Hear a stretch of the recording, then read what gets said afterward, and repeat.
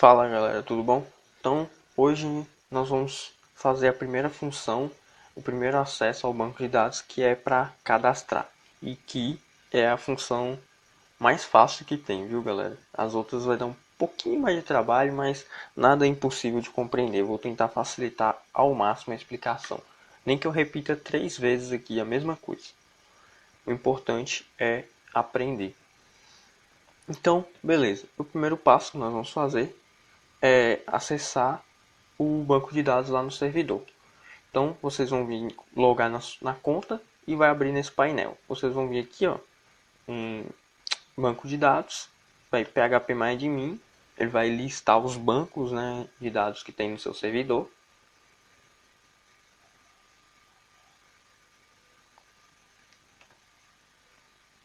Aqui nós vamos escolher o banco que foi criado na aula, na primeira aula. No meu caso aqui é esse último aqui. E vou entrar no gerenciador de banco de dados. Certo, aqui ó, não tem nenhum registro e só minha tabela clientes. Eu vou clicar nela aqui. Ele vai direto para a estrutura porque não tem nenhum dado armazenado. Então vocês vão deixar isso aí aberto para poder atualizar e ver que realmente está salvando no banco. Então vamos compreender como que funciona aí essa integração. Vamos para a tela de cadastro. Certo? É uma tela simples aqui, eu vou mostrar como que ela aparece no celular. Beleza, tá vendo? É só uma tela simples aí com um formulário com 2 campos. Então, já vai estar pronto isso aí para vocês, vocês não precisam mexer em nada. Então, a primeira coisa que nós vamos fazer é colocar o componente web, né? Isso é óbvio. Então, eu vou arrastar ele para cá. Vocês podem renomear, se quiser, eu não vou renomear. E qual a primeira propriedade que nós temos que colocar? A URL. O URL é o mais importante.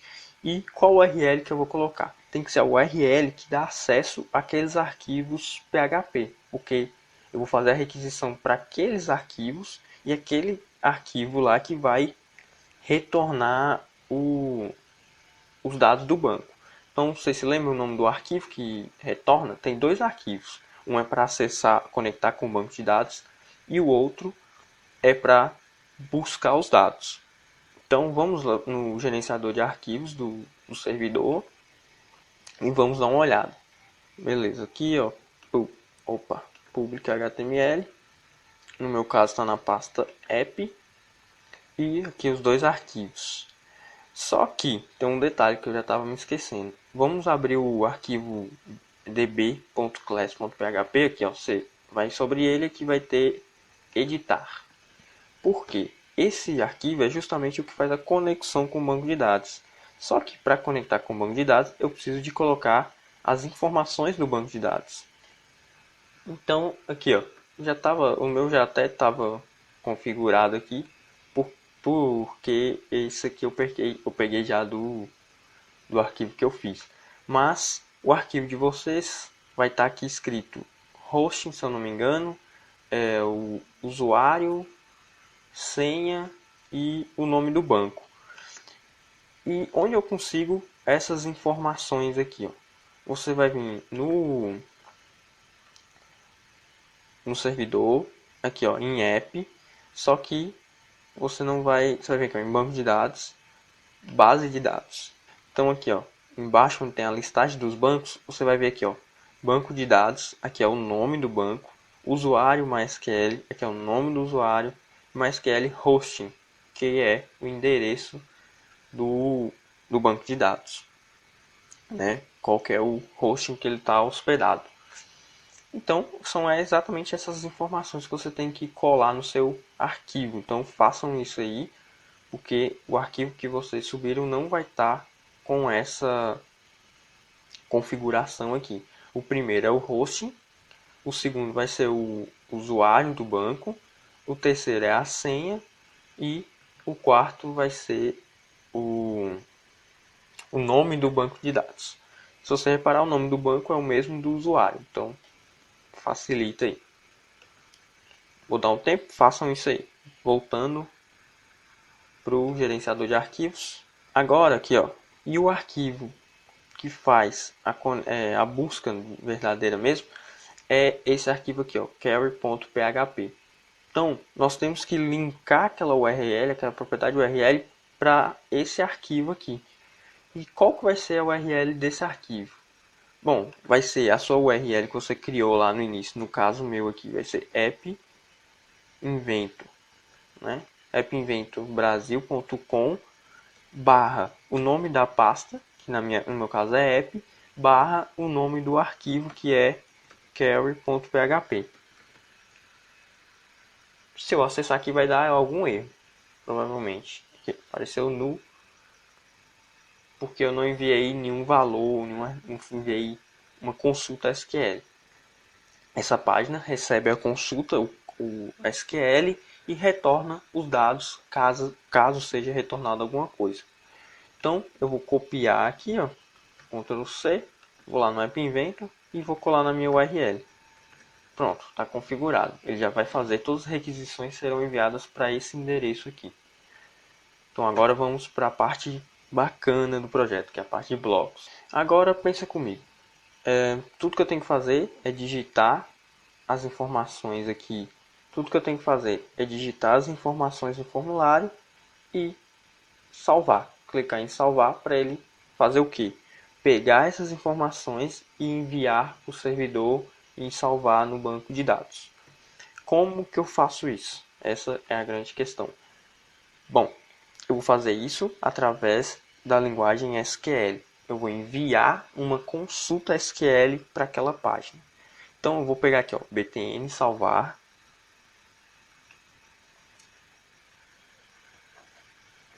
Certo?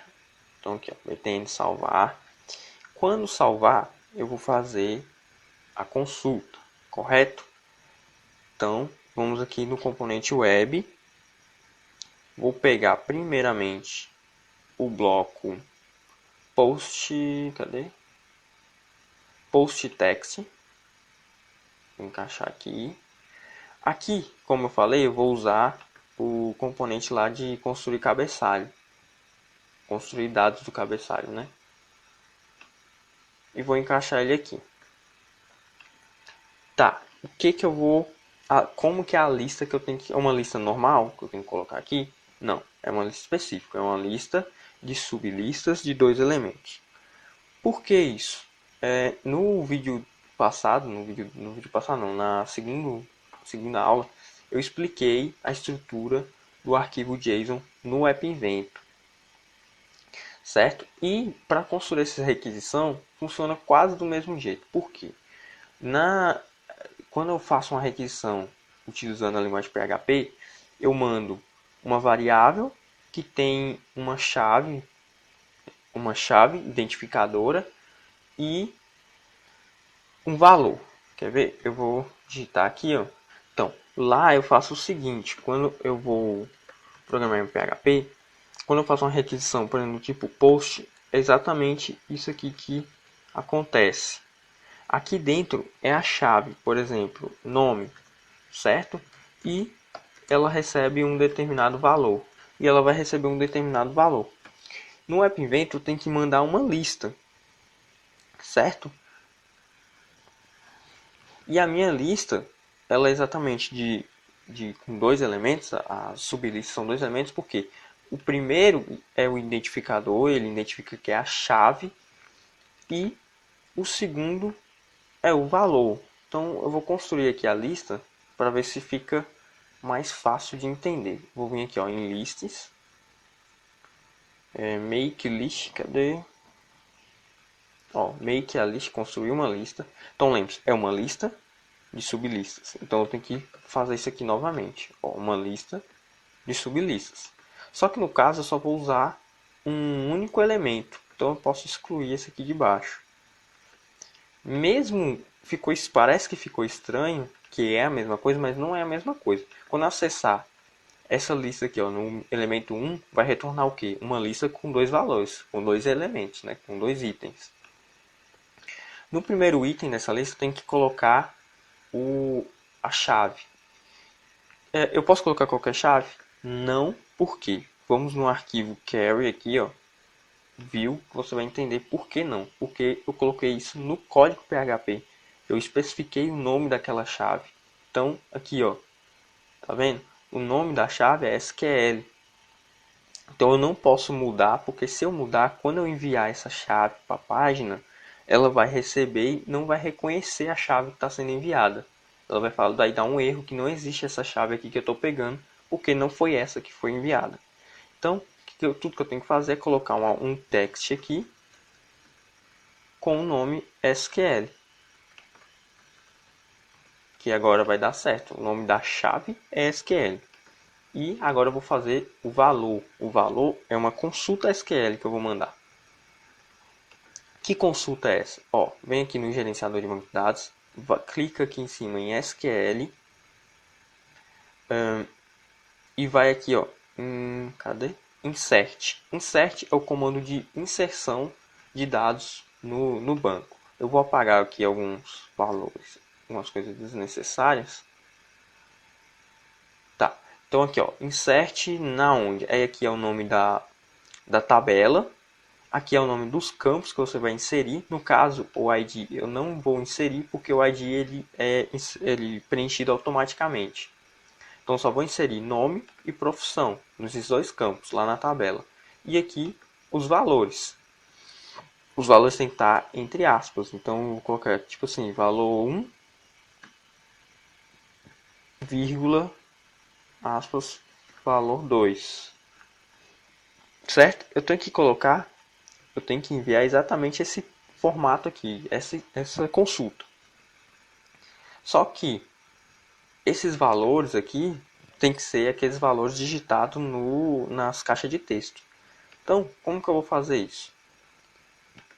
Eu vou vir aqui, vou digitar join, que é para construir um texto, só para não ficar bagunçado não. Realmente eu preciso construir um texto, vou adicionar elementos aqui. Eu acho que é o suficiente, se não for a gente coloca mais. Aí o que eu vou fazer? Eu vou copiar aqui, ó, exatamente dessa aspa até o final.